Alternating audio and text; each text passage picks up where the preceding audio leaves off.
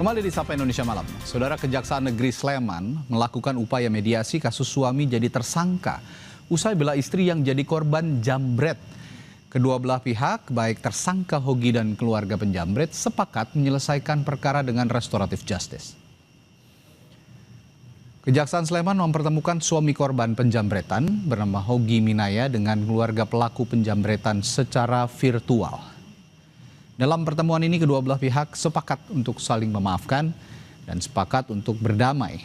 Namun terkait syarat damai kedua belah pihak belum membahas hal itu karena direncanakan masih akan dilakukan pada mediasi kedua.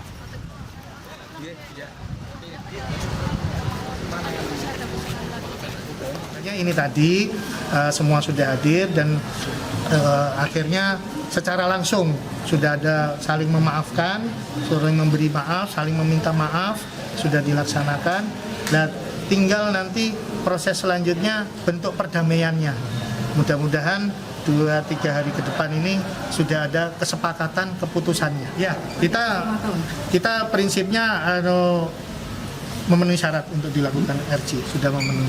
Ya, pertimbangan daripada jaksa penuntut umumnya pun yang disampaikan ini bisa diupayakan untuk restoratif. Usai menjalani proses mediasi restoratif justice di Kejaksaan Negeri Sleman, gelang pelacak digital yang sebelumnya dipakai oleh tersangka Hogi Minaya langsung dilepas. Pihak Kejari Sleman menyebut penggunaan gelang pelacak digital karena tersangka dijadikan tahanan kota. Meski proses restoratif justice itu belum selesai, namun pihak Kejaksaan Negeri Sleman telah mencabut status tahanan kota Hogi Minaya ditandai dengan pelepasan gelang pelacak digital yang terpasang di kakinya. Pihak Hogi dan keluarganya mengaku lega setelah gelang di kakinya dilepas. Alhamdulillah dan mulai harga kita mas, dan hanya restorasi justice seperti ini. Mungkin kedepannya lebih lega lagi semua dari sini. Artinya saat kejadian memang benar-benar nggak menyangka ya? Nggak menyangka mas, ya, di luar. Inginkan dari pertama kan terutama kebebasan suami saya, dan semoga ini segera tercapai, itu yang paling penting, paling utama itu. Sudah sedikit lega ya Mbak ya dengan proses ini? Alhamdulillah, iya. Saudara, kasus bela istri dari jambret, sang suami jadi tersangka, banyak menarik perhatian publik. Lalu bagaimana menwujudkan keadilan dalam perkara ini dan bagaimana restoratif justice diterapkan dalam kasus ini? Kita ulas bersama Kabareskrim, maksud kami staf Ahli Kapolri Arianto Sutadi dan juga Ketua YLBHI M. Isnur. Selamat malam Bapak-Bapak. Selamat malam, Pak Radi. Selamat malam. Ya, saya minta perspektifnya Pak Arianto dulu kalau begitu. Pak Arianto, sebenarnya dalam kasus ini, saya yakin Anda juga sudah menyimak ya kasus ini. Dalam kasus ini dasar hukum penetapan tersangka terhadap suami dalam kasus ini apa sih sebenarnya awalnya yang ditetapkan oleh polisi? Jadi begini Pak, dalam kasus ini ya, kalau dari pandangan saya, itu ada 2 kasus Pak. Satu kasus penjambretan ya, yang dilakukan oleh si korban daripada yang dikejar itu. Dan 2 kasus kematian penjambret yang dikejar oleh suaminya ibu itu. Itu kan kira-kira gitu. Nah, pasti ada 2 laporan itu. Nah, sekarang semangat daripada polisi itu ya, dengan KUHP yang baru itu, setiap melakukan penyelidikan atau penyidikan, semangatnya bukan ingin mencari keterangan dan kemudian menjadi jelas dan kemudian menemukan tersangkanya dan kemudian untuk memidanakan. Semangatnya bukan itu. Semangat daripada itu adalah restoratif. Jadi semua sengketa yang terjadi di masyarakat itu dipulihkan kembali. Nah, di sini yang dihadapi polisi adalah ada 2 sengketa ini Pak. Sengketa antara ibu yang dicuri ya, gitu ya. Dan kemudian sengketa antara korbannya yang meninggal itu karena dikejar oleh suaminya. Itu, gitulah. Baik. Apa arti restorasi justice? Itu kan pemulihan kembali ya dengan antara mereka yang tersengketa. Jadi syaratnya adalah harus ada perdamaian, saling memaafkan. Ya. Nah, bentuknya restorasi justice itu macam-macam Pak. Kalau yang namanya pencurian, barangnya dikembalikan. Kalau yang namanya nyawanya kan nggak bisa dikembalikan kan. Jadi paling ya cuma minta maaf daripada yang membunuh itu atau yang mengakibatkan meninggal itu gitu. Iya. Kira-kira itu Pak. Baik. Dan sekarang kemarin saya lihat Pak Kapolri kan menyatakan ini pasti akan RJ gitu kan. Saya juga begitu sebagai polisi, kasus ini memang seyogianya dibikin RJ. Oke. Tetapi RJ itu ada prosedurnya Pak. Gitu. Ya, harus ada Prosedur RJ bisa saling dilakukan memaafkan di tadi dalam ya. penyelidikan. Iya, bisa di Oke. tahap penyelidikan, penyidikan, penuntutan maupun di peradilan. Itu kemarin Tapi, Pak Polres ya. Sleman itu sudah ngomong bahwa kami sudah mengusahakan RJ, tetapi tidak berhasil, kan gitu kan. Oke. Makanya itu kasusnya yang itu pelanggaran kecelakaan lalu lintas itu ya terpaksa terus disampaikan pada jaksa gitu. Oke. Kira-kira begitu. Tapi yang begini terjadi Pak sementara ini, Arianto, gitu ya. yang mengusik perhatian publik adalah di luar RJ ya, di luar restoratif justice adalah peristiwa seperti ini kan bisa dialami oleh siapapun sebenarnya. Bukan mungkin saya begitu ya. Ketika saya dijamret di jalanan misalnya, saya membela diri dan menyebabkan si penjamret ini misalnya ya dalam tanda kutip hilang nyawa begitu. Seperti yang juga terjadi pada seorang pria yang ada di Sleman ini. Nah, ini gimana harus menghadapi peristiwa apa atau kondisi seperti ini atau situasi seperti ini? Warga harus bagaimana? Kalau polisi melihatnya itu gini, Pak. Yang dilaporkan apa? Terus kemudian kita teliti apa yang dilakukan oleh si pelaku, kan gitu kan. Kalau yang kasus kecelakaannya apa penjamretannya kan jelas. Ibu itu lapor bahwa ini jambret kan gitu. Ya. Berarti tersangkanya kan yang meninggal itu kan. Oh, ini pelaku jelas ini jadi tersangka sudah pasti itu, Pak. Oke. Tapi karena tersangkanya meninggal, maka tersangkanya dihentikan itu demi hukum karena orangnya meninggal. Nah sekarang yang ngejar itu tadi, yang ngejar itu kalau yang dikejar itu sampai tidak meninggal Pak, mungkin tidak jadi masalah besar.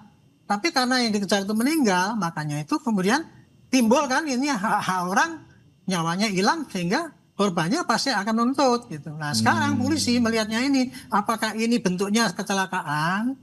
Atau bisa ditolerir bahwa itu suatu hal yang karena sialnya dia atau karena kesengajaan kan tidak ada itu.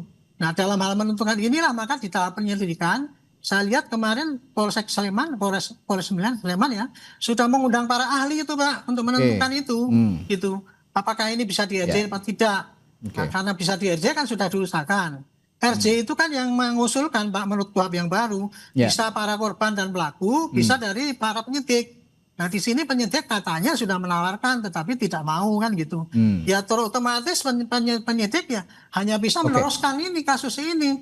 Nanti diteruskan kepada jaksa. Kalau jaksa nanti bisa menyelesaikan RJ ya syukur. Kalau enggak ya masih terus gitu. Kira-kira ini kalau ini kasus ini begini Pak. Yang terjadi ini dari pandangan saya gitu. Saya tidak belain polisinya Pak ya. Apa itu salah enggak. Tapi saya lihat di sini Polres Sleman sudah berusaha melakukan penyelesaian dengan RJ. Tetapi yang bersangkutan tidak mau kan nggak bisa dipaksa Pak. RJ itu kan tergantung dari masing-masing yang sengketa. Sengketa antara ibu itu dengan keluarganya penjamret dan sengketa antara suaminya dengan keluarganya penjamret gitu. Ini yang Pak Arianto maksud yang bersangkutan tidak mau ini keluarga penjamretnya begitu Pak Saya tidak Arianto? tahu. Saya tidak tahu karena Polsek Sleman sudah ngomong kita sudah lakukan melalui RJ. Tapi karena tidak tercapai. Nah, itu juga harus diperjelas sebenarnya. Siapa yang tidak mau, pihak yang tidak mau itu. Sleman ngomong begitu, saya tidak tahu Pak. Saya nggak ikut. Ya, tapi yang jelas itu, satu tersangkanya berhenti karena meninggal, yang satunya diusahakan RJ nggak bisa sehingga terpaksa terpas kirimkan. Kira-kira gitu Pak. Sekarang saya lihat dari perspektif publik dalam hal ini LBHI yang juga mewadahi hukum publik lah begitu ya. Saya ke Bung Isnur. Bung Isnur, kalau tadi mendengar penjelasannya Pak Arianto dan juga melihat perjalanan kasus ini, adilkah orang yang bela istrinya dari aksi kejahatan justru dijadikan tersangka kasus laka lantas?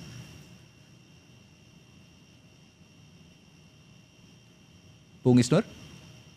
Iya. Ya. Semoga suara saya jelas ya? Ya, silakan. Suara saya jelas nggak? Silakan, jelas Kak. Jelas, Bung Isnur. Iya. Iya, dalam gini, pertama ada beberapa hal yang harus diperhatikan ya. Pertama, apakah peristiwanya itu kecelakaan atau memang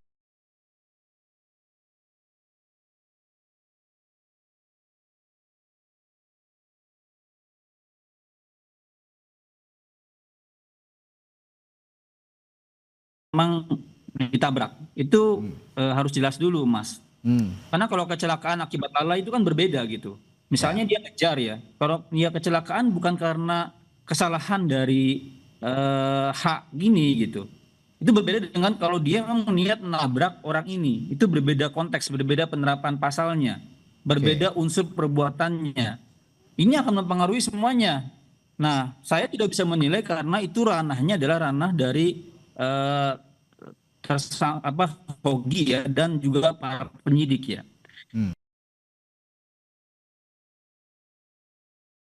Itu penting sekali karena konstruksinya sangat berbeda.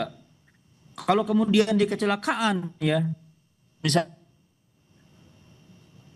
ini kan sekarang kita menggunakan pasal ancaman 6 tahun ya, yang di Undang-Undang Lalu Lintas. Saya lihat pasal-pasalnya gitu. Itu kan kalau kita baca RG, Mas. Nah ini kita perlu tahu dulu publik nih sebenarnya peristiwa seperti apa. Apakah murni kecelakaan seperti dijelaskan oleh penyidik atau oleh Hoginya atau bagaimana? Kalau kecelakaan maka dia tidak, tanda kutip misalnya dia ngejar-ngejar, terus dia dia nabrak kecelakaan yang lain, itu kan bukan kesalahan dia. Ini pertama yang perlu dijelaskan dulu oleh oleh semua pihak gitu. Yang kedua gini, ini sesuatu yang sangat sering terjadi di lapangan. Dalam artian apa sih fenomenanya dalam kriminologi gitu? Sesuatu pertama,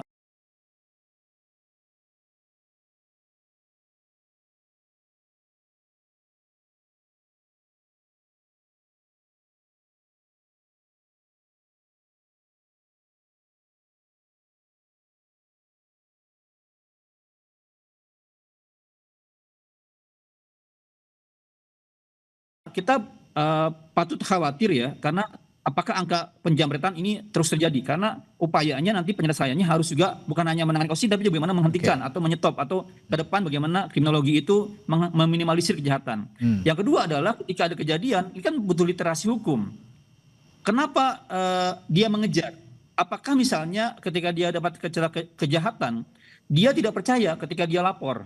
Ini kan tantangan juga penegakan hukum, Mas. Maksudnya gini, kan fenomena main hakim sendiri adalah sebuah efek dari tanda di mana orang mulai tidak percaya hukum. Maka dia main hakim sendiri, ya. Banyak kasus yang sebelumnya di Pati ya, atau di mana sebelumnya di Tangerang, itu makin banyak tuh kejadian seperti ini gitu. Jadi kita perlu khawatir juga dalam artian hukum harus benar-benar tegak, adil, sekaligus juga humanis dan tegas. Kenapa? Karena kalau orang nggak percaya hukum, maka berangkatnya atau menuju ke keosan. Orang main hakim sendiri, nggak percaya tuh. Nah, kalau semua orang main hakim sendiri, hukum jadi nggak tegak dan bisa jadi makin bahaya ke depan hukum rimba yang adanya gitu. Ini yang kedua, Mas. Yang ketiga adalah untuk RG-nya ini pertanyaannya di RG di penyidikan dan RG di kejaksaan. Ini kan masing-masing juga punya kewenangan ya. Ini menarik. Ini menarik ketika Bung Isnur tadi mengatakan aksi main hakim sendiri ini mungkin ini tanda-tanda warga masyarakat begitu ya, publik ini sudah tidak percaya dengan penegakan hukum. Saya jadi teringat kasus di Bekasi. Saya ke Pak Arianto lagi. Tadi agak tersendat-sendat komunikasinya, Bung Isnur mungkin bisa diperbaiki lebih baik lagi sambungan komunikasi. Saya sambil perbaiki, saya ke Pak Arianto lagi. Pak Arianto, saya teringat jadi peristiwa di Bekasi ketika ada warga menangkap maling ya di sana, dilaporkan ke kantor polisi, tapi tidak diterima oleh polisi karena katanya percuma, katanya nanti juga akan bertindak hal yang serupa. Nah ini tadi disinggung oleh Bung Isnur, apa ini tanda-tanda bahwa publik tidak percaya dengan penegakan hukum yang dilakukan oleh polisi. Bagaimana merespon soal ini? Itu kan gejala ya. Publik itu saya kira dalam teori kriminologi yang saya pelajari ya memang kayak gitu, Pak. Publik itu ya malas lapor kepada polisi apabila dia tidak yakin bahwa kasusnya akan selesai. Itu ya. Kemudian yang kedua, korban itu kadang-kadang malas pada polisi karena apa? Kehilangan waktu lah, belum tentu berhasil lah, kemudian ribet lah, belum nanti dipermainkan oleh polisinya. Itu memang kendala-kendala daripada orang yang tidak lapor kepada polisi gitu. Nah, ini pelajaran ini ya Pak ya, itu tadi disampaikan oleh Pak Isnur gitu. Ini kan semacam kayaknya kan contoh daripada main hakim sendiri di lapangan. Sorry ya, kayak gitu bisa ditafsirnya kayak gitu. Seperti yang di Bekasi itu kan. Jadi kalau saking jengkelnya sama begal, sekarang udah nggak usah ditangkap, langsung dibakar aja kan, kayak gitu kan. Gitu. Yang kayak gitu kan nggak boleh di Indonesia. Makanya itu Pak, dalam kasus ini Pak itu ya, kebetulan saya yang bikin undang-undang lalu lintas saya Pak waktu itu. Oke. Itu memang ancaman daripada kecelakaan lalu lintas itu sangat berat gitu ya. Karena kalau orang karena lalainya itu menimbulkan mati orang itu berapa? Apa saya lupa hukumannya berapa gitu. Nah makanya itu polisi kemarin itu tidak gegabah, dia biasa langsung wah ini kecelakaan kemudian bisa di RJ itu. Karena itu Pak bunyinya undang-undang yang ada tadi. Tadi kan saya sampaikan. Ada 2 kasus ini Pak, satunya kasus penjamretan, satunya lagi kasus kecelakaan, judulnya kecelakaan karena memang meninggalnya kan karena itu orang nabrak ya gitu. Oke, baik. Nah, kemudian saya mendapat keterangan dari ibunya itu, ini kan dikejar pakai mobil, orang yang naik motor itu keserempet sekali, kedua kali, ketiga, sampai orang itu lompat naik ke trotoar, kemudian nabrak jebret gitu. Oke, nah ini hilang nyawa. Nanti bisa Baik, kalau kita Pak Arianto. menganggap itu nggak ada masalah. Polisi bisa ditutup, saya sendiri nanti membiarkan orang main. Oke, baik, Pak Arianto. Nah, begitu, Pak. Kalau begitu, Bung Isnur, saya kembali ke Bung Isnur. Kalau begitu, tadi Anda kan ini harus dijelaskan kalau kata Anda ya, dijelaskan duduk perkaranya mulai dari polisi yang juga keluarga korban dan juga yang dituding dalam hal ini ya suami perempuan yang dijamret tadi, ini harus sama-sama menjelaskan duduk perkara. Nah, kalau begitu perlukah ada gelar perkara yang terbuka di hadapan publik? Karena ini juga sebenarnya pelajaran untuk publik, pelajaran hukum untuk publik, literasi hukum yang Anda sebutkan tadi, Bung Isnur. Ya termasuk gini, Mas Oki, teman-teman, apakah itu merupakan tindakan pembelaan terpaksa yang melampaui batas? Itu kan ada di pasal 43 KUHP yang baru ya. Ini kan perlu diteliti. Kondisi psikis kejiwaan dari orang yang dijamret ini sehingga dia beraksi cepat itu apa gitu. Maka dalam konteks itu harus diteliti, kalau emang itu ada maka dia bahkan kena alasan tidak dipidana pasal 43 KUHP gitu. Ya. Nah ini kan perlu dicari tahu ke arah sana ya. Maka tipis dia harus dicari tahunya karena ada beberapa jurisprudens di Mahkamah Agung ketika pembelaan yang melampaui batas yang diakibatkan karena keguncangan jiwa ya, karena serangan dia bereaksi langsung mengejar, dia melawan atau apa, itu perlu diteliti di arah sana gitu. Nah tapi penyelesaian yang terakhir yang menurut saya ke arah RJ, bagi saya ini adalah pendekatan yang pertama harus kita apresiasi. Ya. Walaupun harus hati-hati Mas, harus hati-hati kenapa? Pertama publik kemudian menjadi ngejudge si tindakan Mas ini adalah bersalah apa tidak. Karena RJ adalah bentuk pengakuan bersalah. Betul. Itu yang saya permasalahkan tadi. Itu kan, karena RJ salah satu bentuk pengakuan. Iya. Kalau dia mau fight ya atau kemudian di kasus lain lah ya. Ini kan sebenarnya bentuk pengakuan bersalah. Tapi karena mungkin tidak kuat menjalani proses dan lain-lain, itu pilihan. Jadi itu diserahkan kepada pihak tertentu atau misalnya orang tersangka tadi gitu. Nah tapi yang kedua ada hati-hatinya gini Mas, hati-hatinya di perkara lain ada banyak riset, ada banyak laporan. Apalagi sekarang RJ dibuka untuk kewenangan penyelidikan. Ini kan kalau saya tadi masih ragukan ini pidana bukan gitu. Nah bahkan sekarang ada kewenangan penyelidikan dalam situasi yang belum jelas tindak pidananya.